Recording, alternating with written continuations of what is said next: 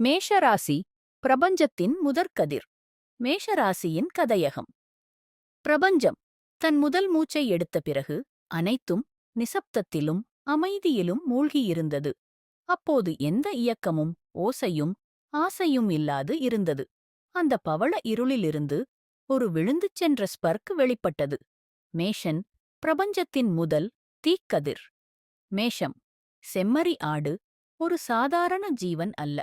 அது பிரபஞ்சத்தின் ஆரம்ப சக்தி மற்றும் உயிர்ப்பின் சின்னம்.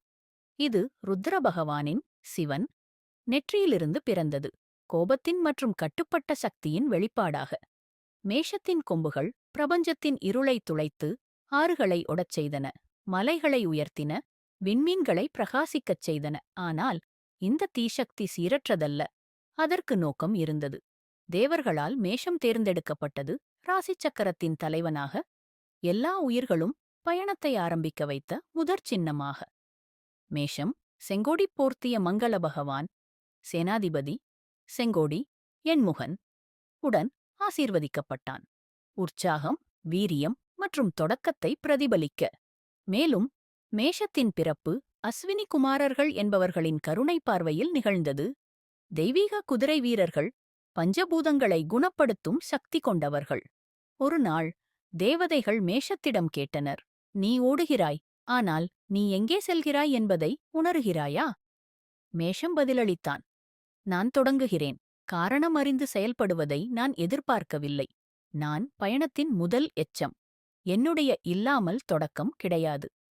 அப்போது தேவதைகள் தீர்மானித்தனர், மேஷராசி என்பது ஆரம்ப சக்தியை, தர்மத்தின் தீயை, முதலாவது மூச்சை மற்றும் விசுவாசத்தால் முன்னேறும் துணிச்சலை பிரதிபலிக்கும்.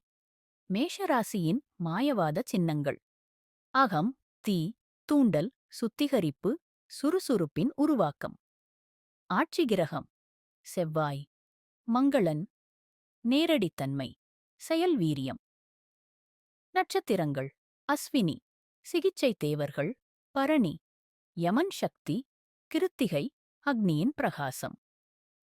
இடம்பெற்று அமர்ந்த தெய்வம் கிருத்திகையின் தெய்வம் அக்னி, மாற்றத்தின் தீயின் சக்தி. நன்றி, வணக்கம்.